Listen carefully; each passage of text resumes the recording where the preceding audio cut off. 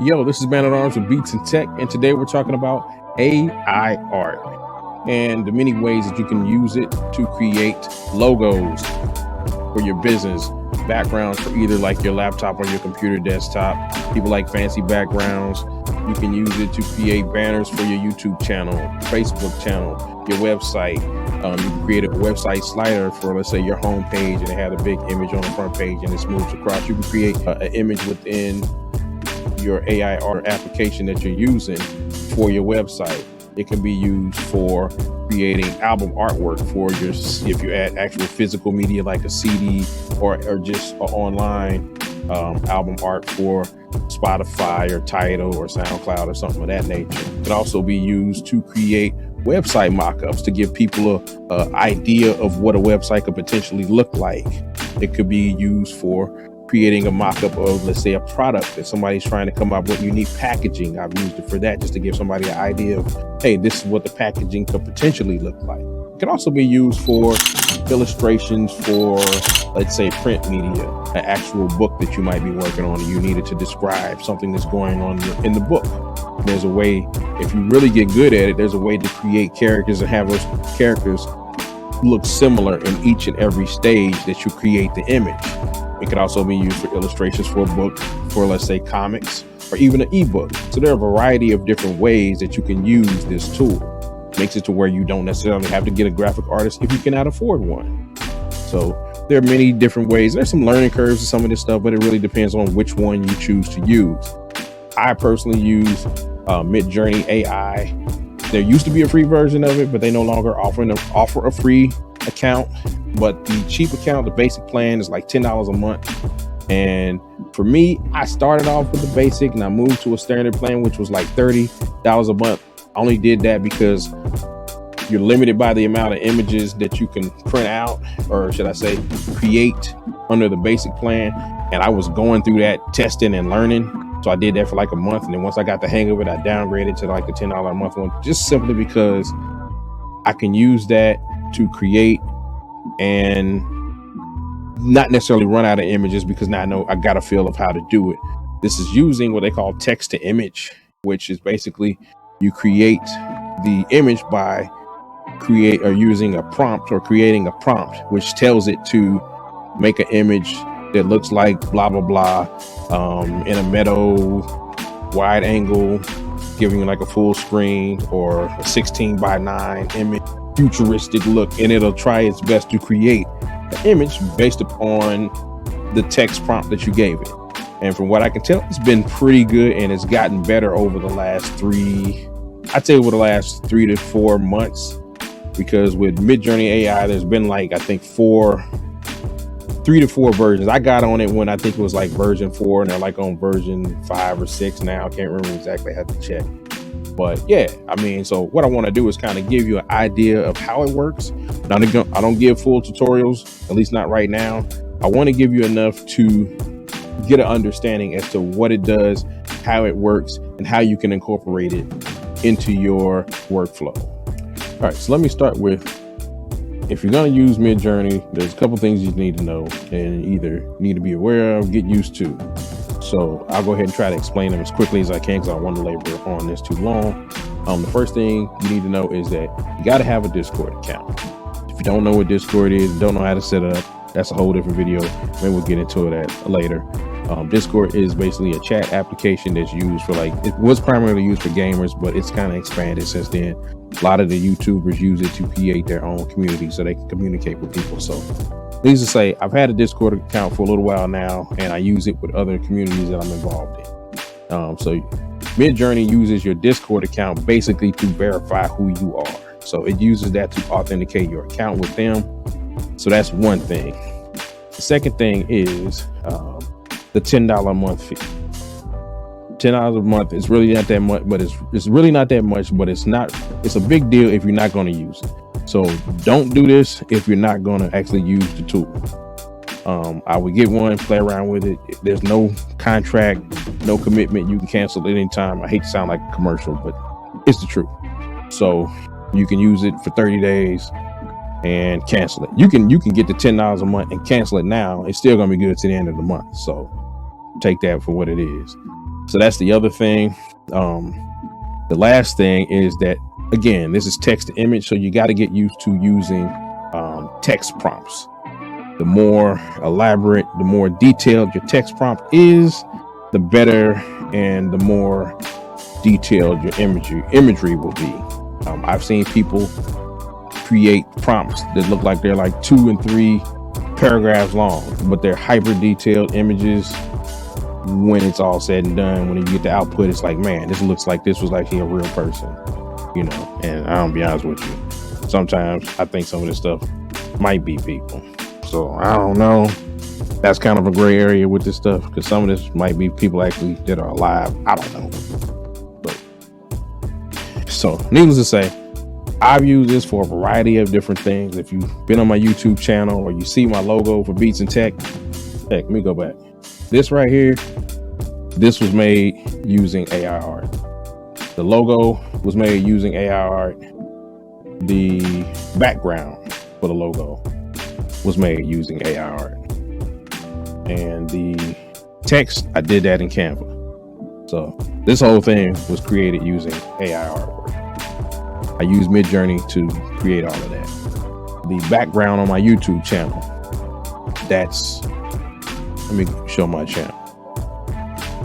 So yeah, I used Midjourney to create the background for the actual YouTube page. I mean, it was kind of done in stages. I created the logo first, then I had it to create the background image, and then from there I exported those files from the Midjourney website. Because basically, every time you create a image within Midjourney, it sends that image to your page in your account on Midjourney. From here, it gives you the option to save that image. Once you save it, you download it, then you can bring it into Canva and then manipulate it however you want to. So that's what I did. I basically brought those 2 images that I created, brought it into Canva, found a template for YouTube and Facebook, which gives you the dimensions for the banner. And from there, I resized the image to meet the criteria for the banner for Facebook and YouTube, exported it out, and then uploaded it to those places accordingly. So yeah, and from that, it saved me a lot of time doing it that way. I didn't have to try to get somebody on Fiverr and then, you know, give them the idea, hey, I need it to look like this, and they bring it back to me and I shoot it down. They bring me another one, I shoot that one down. They say, oh, you only got so many revisions, and nobody has time to do all that. So then you gotta wait for them to send it back, and just the whole approval process, or actually or even if you're trying to work with somebody in town and going through the same process with them. And if you don't have the money to do all of that, or the time to do all of that, something like this, you can have this done in a matter of minutes. And I literally mean minutes. I mean, it takes, even with the $10 a month account, it spits out images pretty quickly. The queue is pretty slow. And the cheat code with that too is if you create your own Discord server and basically get permission to move an instance of their server to yours, the queue is even better, because you don't have to wait, and it's easier to find your own images within Discord, because you're the only one in there unless you invite other people to share your server. So anyway, getting back to that, having it done that way really makes it a lot easier when you're using Midjourney. So needless to say, me personally, I'd say that's the way to go when it comes to stuff like this, at least for the time being. Once you get to a certain level and you can actually afford to pay somebody, do it, because then you'll get really, really, really good top-notch work. So yeah, we're getting back to like the price structure, and you're looking at the pricing with Midjourney. You got your $10 a month plan, which, like I said, I have that one. I had that one at first, getting really a handle on it, or trying to get a handle on how to use it. I burned through my hours, because you get a certain amount of hours and a certain amount of images within that time frame, basically 30 days. And it's easy to burn through those when you're learning how to actually use the application. So for instance, with me, I upgraded it to the $30 a month plan, which you see here. And that helped me kind of use it, learn it, use it, get more familiar with prompts. And once I got a handle of that, then I could downgrade. Here's a catch: you're not stuck in a plan. There's no contract, there's no commitment or anything like that. So you could get it today, pay the $30 and cancel it, and at the end of the month you won't be billed any further. Or you can get it today, pay the $30 for the month, downgrade right after that, and then the next month it'll bill you to the $10 plan. So that's another thing. The $60 a month plan, I really have no idea why you would really need that one, unless you're doing something maybe like a print on demand and you really need like a lot of images. So you really going through images to find the correct ones to actually put on a t-shirt or something like that. Or people on Etsy were doing like backgrounds that people use for like patterns or whatever. Or they create patterns and people use them for, I don't know, fabric, printed on fabric to make clothing. I don't know. There's just a bunch of different ways. People come up, you'll be amazed at like the creative things people come up with when using a tool like this. So yeah, I mean, maybe that's a reason why you would use that. I couldn't justify anything like that because I'm not really making any money with any of this stuff right now, but somebody is apparently, because they offer the plan. So I don't know, but for the average person, $10 will suffice to kind of get you started and get you familiar with the tool.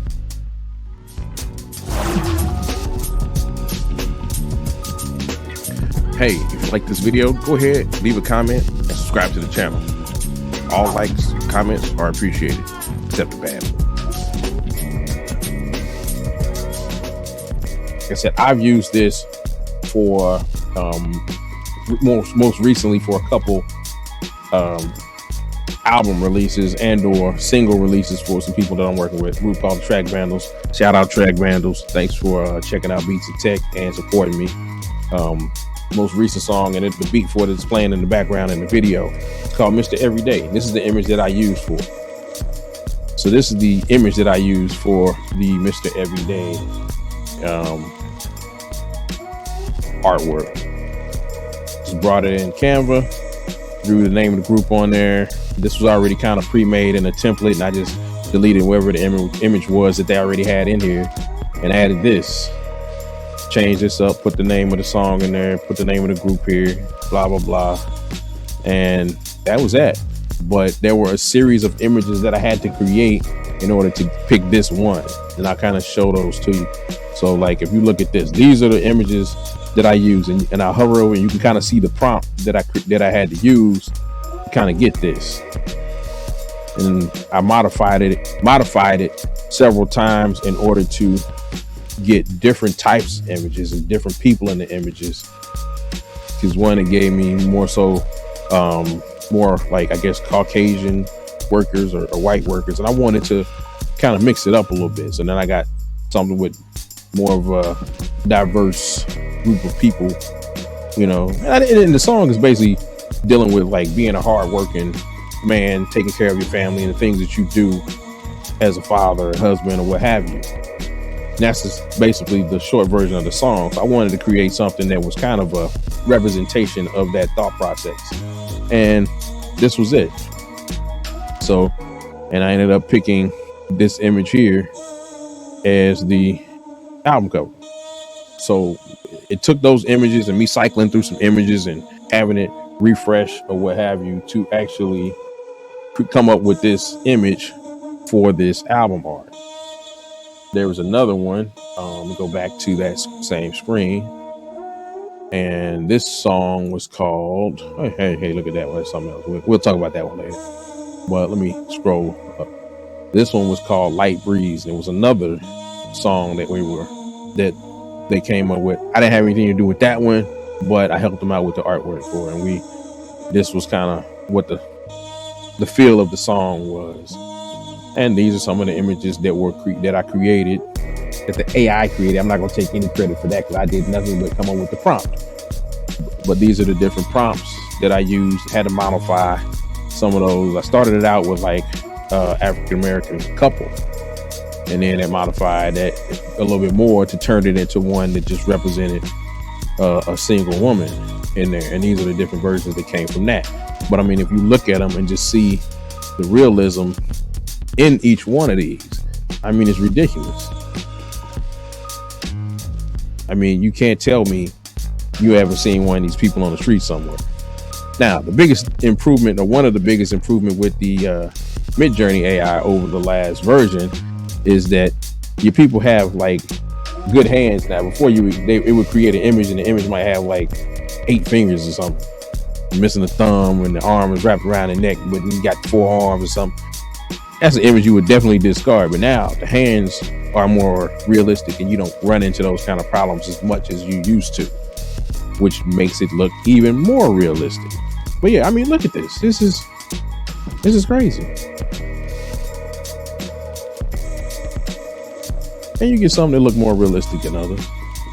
Some that turn out to kind of be slightly Pixar-ish, but I mean, it's good stuff. So ultimately, and I'll go back to Canva, and we actually settled on, where's the one we actually settled on? I don't even see it in here right now. Maybe I'm in the wrong spot, but okay, this is the one that we actually settled on. This is it. Same thing. Import it in. I already set the depth, or not the depth, the dimension for what I wanted it to be.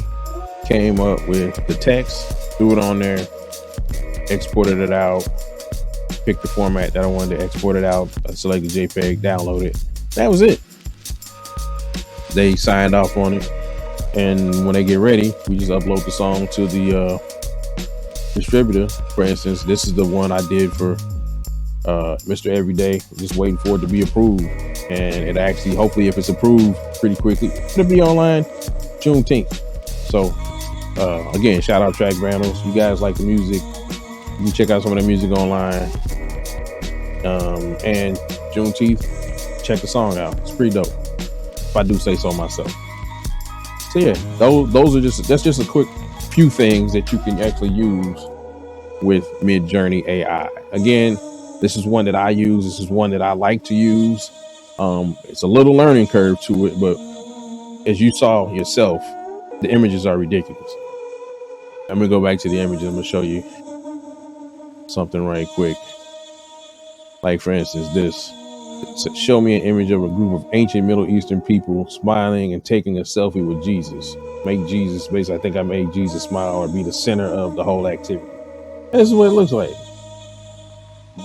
These are different versions of that. I mean, come on, man. Come on, man. But these are just a few different types of images that you can come up based upon what you describe. I mean, look at these people, man. You can't tell me it's like ain't your uncle or your aunt or somebody that you, or somebody you went to school with. No class reunion, banquet, ball pictures or something. I don't know, but I mean, you gotta check it out. This is dope. So it's you can't tell me you can't find a way to use this in your business to make your life easier as a business owner or business operator. So again, this is just a quick walkthrough so you can be aware of that this is available. I might make a video showing you how to set up Discord just for the sake of doing it, so you don't miss out on this opportunity to use this tool. So again, if you like this video, please like and subscribe to my channel. Like the video, it helps out a lot. I'm just starting out on this journey with YouTube. So yeah, if you like the video, like it, leave a comment. Again, this is Man Around with Beats and Tech, Midjourney AI. See you guys next time. Peace.